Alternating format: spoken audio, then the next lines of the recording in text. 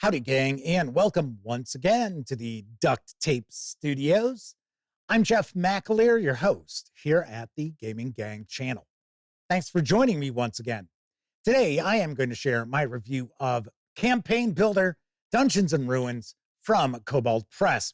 This 253-page hardcover is available now, carries an MSRP of $49.99. Or if you want to grab just the PDF alone, you can do so over at DriveThruRPG for $34.99. All that said, let's swing on over to the other camera, because here I've got Dungeons & Ruins for the Campaign Builder series. So this is designed for use with Tales of the Valiant, but you can easily utilize this for 5e Dungeons & Dragons or 5.5e Dungeons & Dragons, or really any 5e adjacent fantasy role-playing game. It's not only Tales of the Valiant, so keep that in mind. Few other things I want to mention before we get stuck in. First of all, my friends over at Kobold Press were kind enough to provide me with this review copy, but neither I nor anyone else affiliated with the Gaming Gang has received any other sort of compensation for me to share this review with you. It's important you know that. We're also not going to look at each and every page of the book, but I do want to give you a good feel for what you're going to find inside. And then lastly, there is a portion early on that is for both players and game masters, but the vast majority of the page count here is for game masters' eyes only. So if you're a player and your game master runs Tales of the Valiant, or maybe they run a 5e D&D game or adjacent game, and they utilize Kobold Press content, I'd probably recommend, once we get past that player-facing, tune out. There's going to be some minor spoilers here. You might have some surprises ruined if you're hanging out watching this video. So I'm just letting you know up front.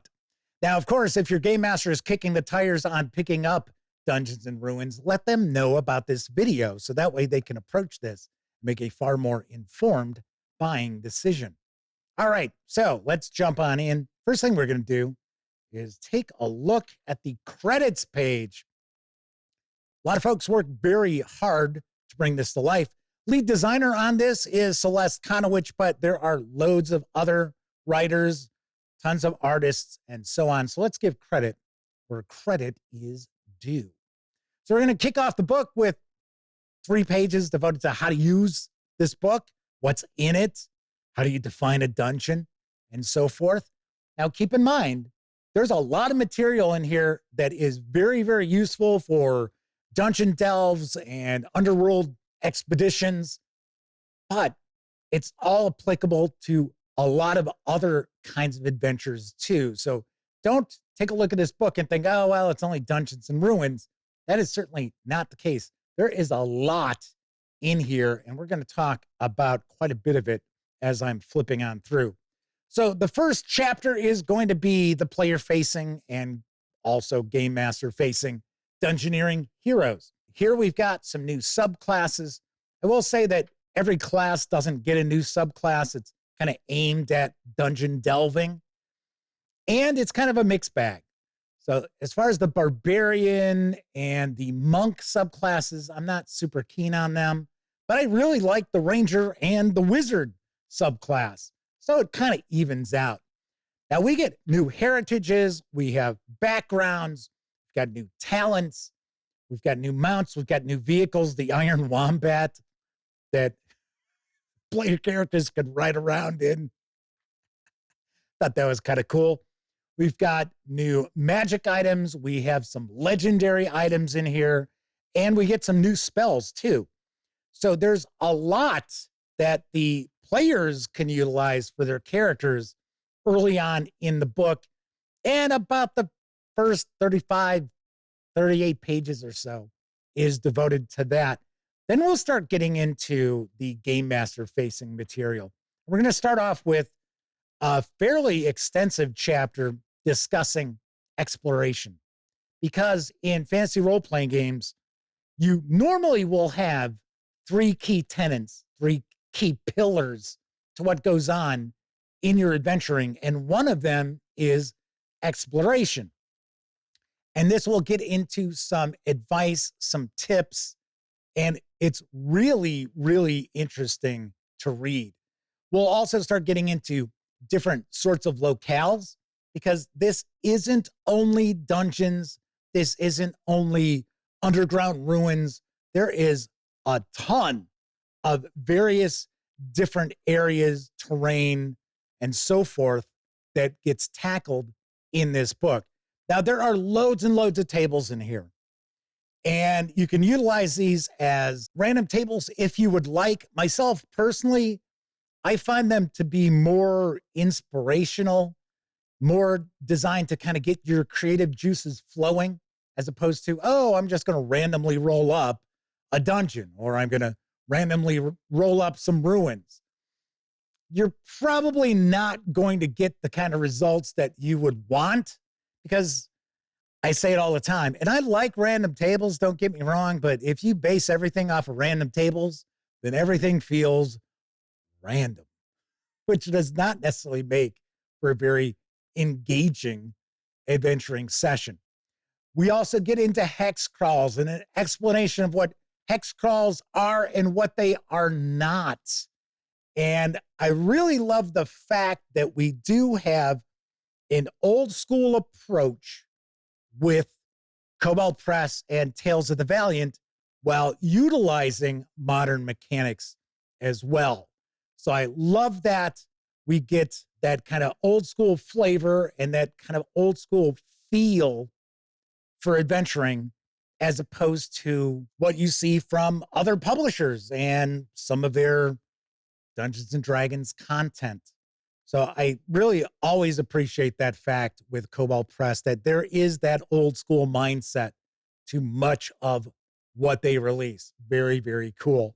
So we're going to get into Dungeons and Ruins, and we're going to get into various different aspects of dungeons, different rooms, different sorts of set pieces that you can include in your creation. And then also a lot of information about different sorts of dungeons. Now, myself personally, I have always loved the sort of dungeon that had an original purpose, but that is not the purpose that it has now. So there is a famous Dungeons and Dragons adventure where it is a dungeon, and the dungeon was the headquarters for this powerful sorcerer and his fighter pal. And they would go adventuring, and they were building this underground stronghold. And I think it's like 150 years before the adventure takes place. They set off on an adventure, and they were defeated, and they were killed. So that was the original purpose of the dungeon. And now the dungeon has been taken over by some monsters and things that have gotten loose. So that's the kind of stuff I really like. So as another example, you could have a dungeon which is supposed to be a prison, or maybe even a menagerie of dangerous monsters and creatures that maybe some wizards were studying.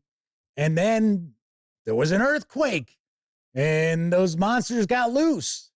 And now it's no longer a menagerie.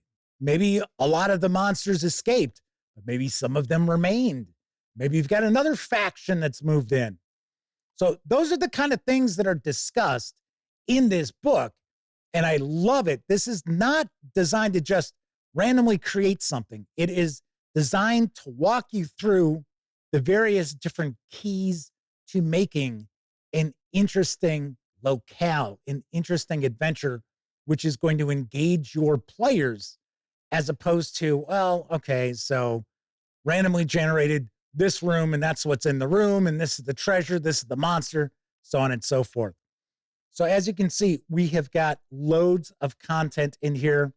We've got traps, we've got hazards, we've got advice on populating the dungeon. We will get puzzles and skill challenges. We get some handouts for some of the puzzles that are in here. And there's also advice on how to create your own riddles and your own puzzles. We also have a bestiary with some new monsters in it. I remember correctly, there are 9 new monsters in here. that are all very, very interesting.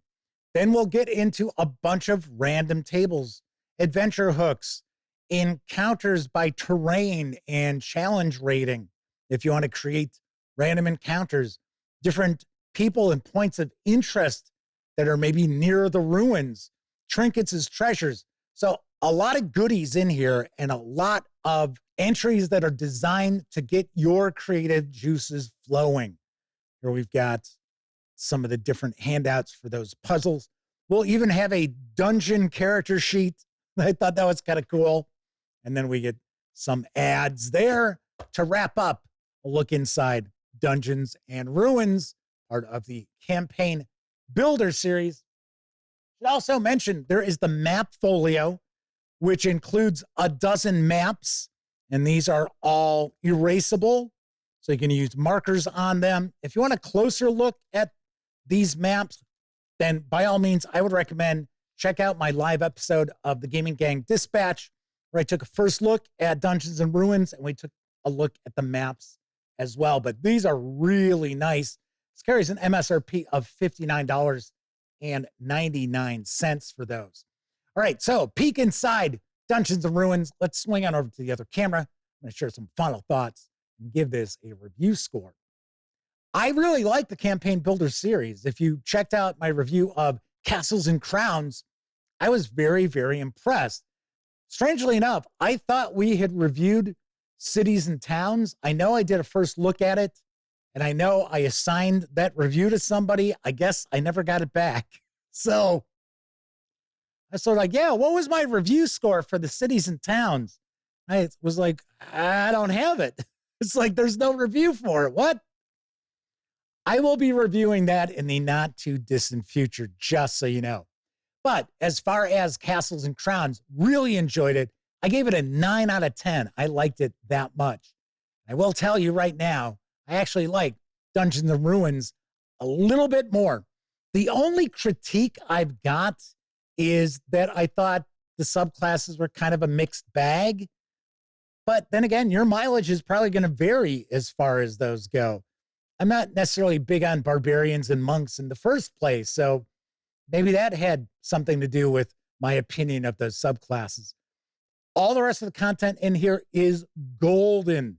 There's a lot of really great advice and tips and examples for you to draw from as far as different kinds of dungeons, different kinds of underground ruins and underworld locales. Really, really well done. I love the chapter devoted to exploration.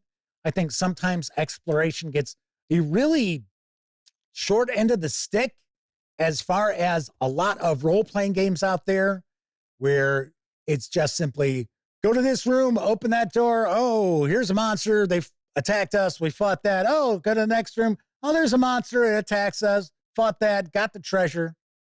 That is not exploration. That is just wave after wave of combat, which I am not a fan of. Exploration involves a lot of interaction with the players and the environment, as well as NPCs, creatures and monsters within that environment as well. So like I said, really love the chapter all about exploration. A lot of good information on hex crawls and how to create a hex crawl and what to focus on in a hex crawl. So like I said, a lot of this information contained within is golden. Really great stuff. Top notch, in my opinion. As far as the production quality, pretty solid. It's what we've come to expect from Kobold Press. Paper stock's not the thickest in the world. We've seen far heavier paperweight with fantasy role-playing games. Not as thin as we've seen with some of the like 5e D&D books in the past. So there is that. Binding seems solid. Book should hold up to repeated use. Artwork throughout, I like. I know the Kobold style isn't everyone's kind of bag of tricks, but I happen to like it. So I can definitely say the production quality, at least in my opinion, is really solid, really good. So on a scale of 0 to 10, I give Campaign Builder Dungeons and Ruins a 9.5 out of 10. Oh, so close to a 10. Oh, so close. Just didn't get there, but I highly, highly recommend this to any game masters out there running Tales of the Valiant 5e, 5.5, 5e adjacent, and even old school Renaissance role-playing games as well, because the advice, the tips, the tricks inside here are applicable to any fantasy role-playing game if you are utilizing dungeons and or ruins of places. All right, that is it for this time out. If you like the video, by all means, please give it a quick thumbs up. Subscribe to the Gaming Gang channel if you haven't already. If you do subscribe, don't forget, ring that bell. Will not only let you know when I share videos such as this review, it'll also inform you when my live stream, the Gaming Gang Dispatch, airs Tuesday, Wednesday, and Thursday evenings right here on YouTube at 7 p.m. Central. And when you're not watching videos here on the channel, be sure to visit thegaminggang.com for all the latest in tabletop gaming news, reviews, and a whole lot more you are not going to find here on YouTube.